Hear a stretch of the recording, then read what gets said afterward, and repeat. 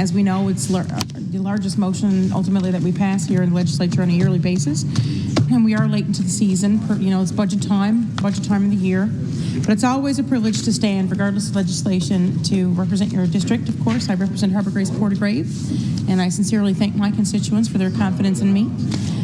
So now we're just going to get on and I'm going to talk again. It was raised here today in question period by my honourable colleague from the district of Conception Bay East Bell Island, and that was stated that it was something that was discovered during the estimates process at the Premier's former Deputy Chief of Staff, Steve Outhouse.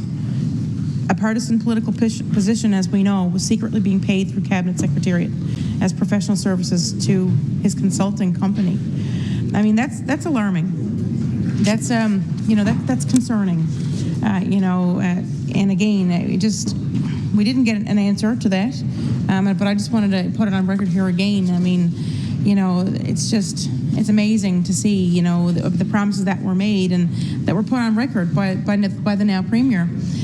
Also, again, the MCP, I mean, I heard some chirping during question period saying no one in my district is asking these questions, but I can tell you, Speaker, people in my district are very disappointed to hear that there's a political staffer being paid through the MCP budget. And again, as we know, the MCP budget is in conjunction with the federal government. That it's federal payments that are made from the Government of Canada to each and every province and territory here, and ultimately to look after our health care, to ensure that we have free health care. That's where our free health care comes in, which is another way that we differ from our neighbors to the south in the United States. We have free health care here. And we're fortunate to have that. And as we know, we do know that healthcare is a challenge here in our province, not just in our province, but across the country we're seeing this. But, to take the $275,000 for 28 hours a week, plus a $13,000 bonus to give political advice from the MCP budget, I don't think it's ever happened. I think it's unprecedented, and it's scandalous. As my colleague said earlier, it indeed is certainly a scandal. And people are not happy. I mean, again, that money is used for when people go to their doctors. If someone needs a surgery, we do know that we have the highest rates of certain diseases that we're not proud of here in the country. Here in Newfoundland and Labrador, we're leaders in those diseases, those chronic diseases. We know that many people rely on dialysis, whether it's a home dialysis, whether it's dialysis where they have to go to their healthcare facility. And you can go down any day of the week and people are lined off receiving this, unfortunately, that the people are getting, need this health care. But that's where that money is coming from. It's MCP.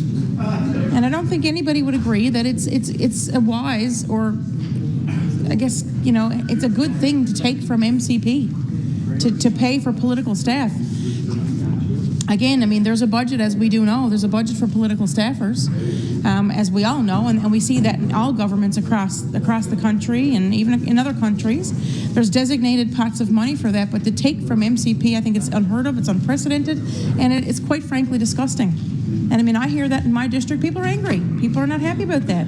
And I mean, to see one thing to be, one song to be sang on the election, on the campaign trail. Order, please. I'm finding it difficult to hear the honourable member. Thank you, Speaker. Thank you for cooperation. Thank you, Speaker. And again, but it's not right. And we do know the improvements that have to be made in healthcare alone. We do know that. And to simply go and to take from that pot, it's just mind-blowing. But it's sad. It's sad. Again, there's lots of funding. There's a designated budget for political advice. So again, the question, why is this Premier doing this? Taking from MCP, taking from cancer treatments, taking from dialysis, taking from surgeries, taking from everything in healthcare, everything that's covered by healthcare comes from MCP to support the people for their healthcare. So to take from that for political advice, for someone to sit up in the Premier's office and to consult for political events in the lobby or outside events, it just doesn't make sense. Pay from the appropriate pots, I guess, allocations where this funding can come from. We do know that. It's simply not appropriate. No one thinks it's a good idea. It's not going away. There were some questions back again now today in question period. But I will tell you, until it's reversed, it's not going away. It's not going away from constituents and the public, and it's certainly not going to go away from this chamber, from members on this side of the House. But again, $275,000 for, I think, however many hours a week with a $13,000 bonus. I know it's been tossed around here about bonuses, but the only person, as my colleague has said, receiving a bonus or has received a bonus is the person, the political staffer that's been hired, of course, to do this job. And we all know who that person is, the doctor. And again, back to the Steve Outhouse stuff, it's partisan political positions. We do know it's secretly being paid through the Cabinet Secretariat. So, I mean, again, the question begs, like, how is this appropriate? Also, we do know that Mr. Outhouse's title was Deputy Chief of Staff, and that continued after the Premier sworn in. It's a political role. It was inappropriately paid for out of funds budgeted for non-partisan bureaucrats. So again, we can ask this question all day. We're not getting any answers. Question period was very disappointing. There were no questions. There were questions asked about direct departments and direct real issues that are put before our province today. But again, members opposite stood and they held up props, booklets, and made reference to that, and they didn't want to talk about it. They didn't want to give answers. Well, it's okay. I mean, it can happen here in the House Assembly. I mean, they can choose to answer how they want to answer to us, the official opposition, and members of the third party. But again, the people are seeing, and the people and the media can see, and the public can see. So it's okay. They can conduct themselves accordingly. But there is a larger audience that's watching, and ultimately they're the ones that hold everybody to account here in our House. Which brings me again to another big issue that's facing our province again. We don't know what's happening with the MOU. With the MOU.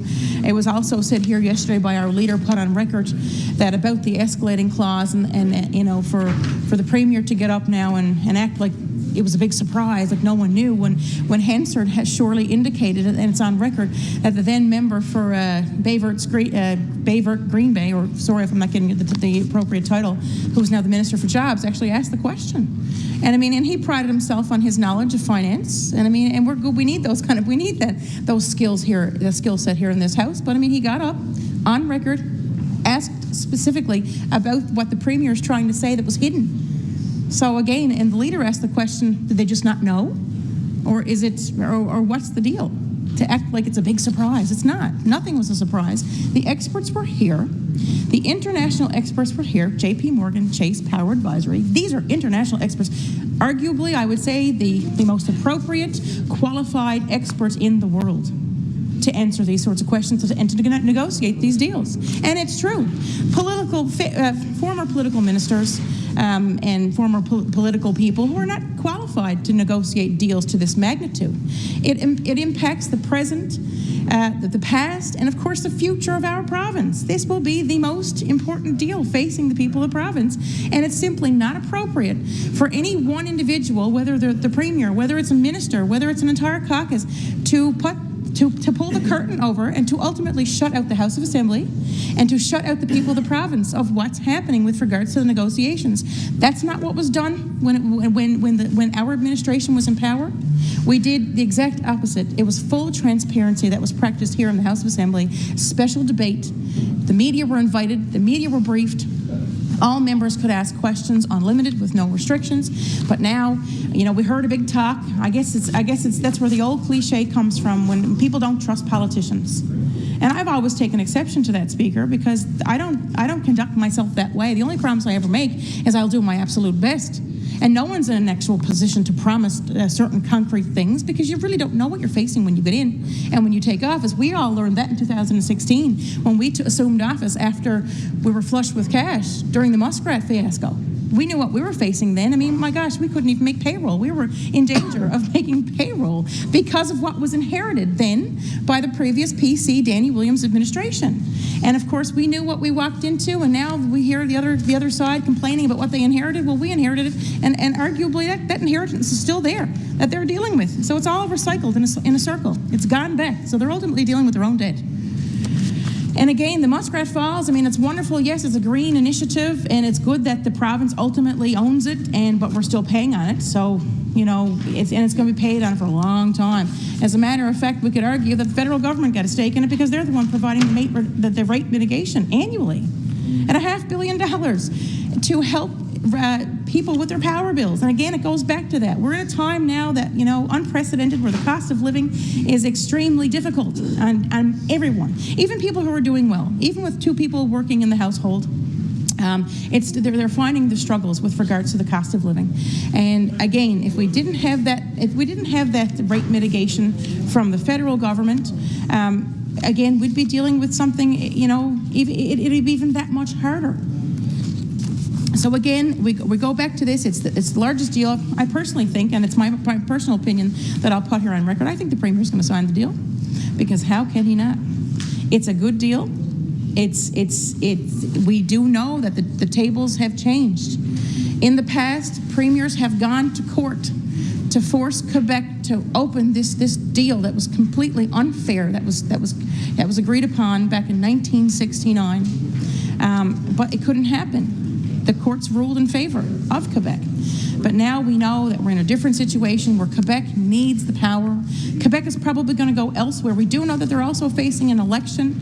We do know that the party, who's also, the Quebecois, the Bloc Quebecois, what they've said, they've stated their opinion on record for what they feel about the deal with the MOU. They've said it's not a good deal for Quebec, and they would scrap that deal if they assume power following their provincial election. And again, we know that the time is ticking on that.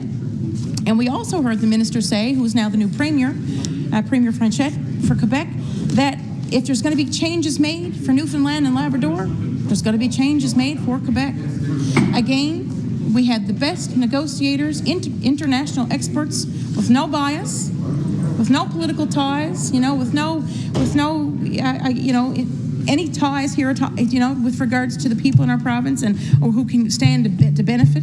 And they were here, they offered their advice, and again, it was open and transparent. So I call on the Premier to, tell us who they're negotiating with and who they talk to, and the experts. Don't the people of the province want to know that? Because the Premier ran on transparency. The Premier also promised a referendum. So, and the question's been asked and asked. So is it going to happen? I don't know, Speaker, if you'll get to participate in a referendum, or I will, or our constituents will, but I guess time will tell. But when you make a promise on record, that's on record. However you follow through after with what you do. But again, there's no one individual, there's no one leader has the absolute right to shut the province out of such the details and to block transparency with regards to this very, very important deal facing our province. And again, the billions that are stand to gain, but what's important is the protections in place within this deal. So we're not at a fixed rate like we know the 69, but currently we're still living in the 69 era. We're still living from that deal that there's opportunity that could have been changed, but we know that that's not the case. Again, so now I'll move on to some other priorities. Also very disappointed to see the $66 million cut in the roads budget. I heard my colleague here just behind me here stood up on a petition on behalf of his constituents about the dangerous conditions of the roads. They're from our constituents. Again, it's not based on the personalities of the individuals occupying these seats. It's based on the thousands and thousands of people who got out and exercised their democratic right to vote to put us all here. And that's our duty to do that. We do know there was a promise again to open up the RCMP detachment in Grand Bank. We do know that's not going to happen, and now we're told it can't happen because it's not within the jurisdiction of the province to make that promise. But it didn't stop the leader from making that promise when he was out campaigning, knocking on doors. So again, there's a lot of things that we've seen, of course, there. Lots of things that we've seen and the promises that were made, but unfortunately, we're seeing a pattern it's completely gone in the opposite direction of what was promised that would happen. And I mean, it's not simply my opinion; it's the feedback that I get, not just in my own district, but in other districts of this province, other constituents, not just here. And people don't forget, Newfoundlanders and Labradorians, they like to engage in their politics. Look no further than the open line shows or the opinion polls or whatnot. People like to engage. People like to have their say and to have their input. And people appreciate transparency. So again, I'm calling on the Premier to reconsider that, to come back to tell this honourable House, to tell the members of the public who they're speaking with regards to the negotiations, and again, hold that panel to account. I mean, the Premier of the province is the most powerful office in the province, and I think it's not good enough that the panel simply sent a note and said, here's the report. You can read it out, we're not going to be there. It's a far cry. It's the exact opposite of what we saw happen here by the international experts that were brought in from J.P. Morgan, Power, Chase, and all those, again, those individuals that were here. And again, they answered all questions without restrictions. Again, it is, disappointing to see the $66 million cut in the roads budget, and a significant number of districts that will not avail of any road work at all this construction season. Also hearing from M&L. I mean, I represent a district where the Joint of Council, Conception Bay North, we meet, or they meet regularly. I like to meet with them when I can, when possible, but that said, we're in touch every day, and when necessary. And it's concerning about the lack of consultation that was done to municipalities, Newfoundland and Labrador. So again, there's lots of room, to do things better. And I mean, and it was the same thing when this administration was on that side. There's always room for improvement. And I say, Speaker, when we work together, we get the best results. So I will take my seat now, Speaker, and I thank you, and I look forward to the debate continuing. Thank you.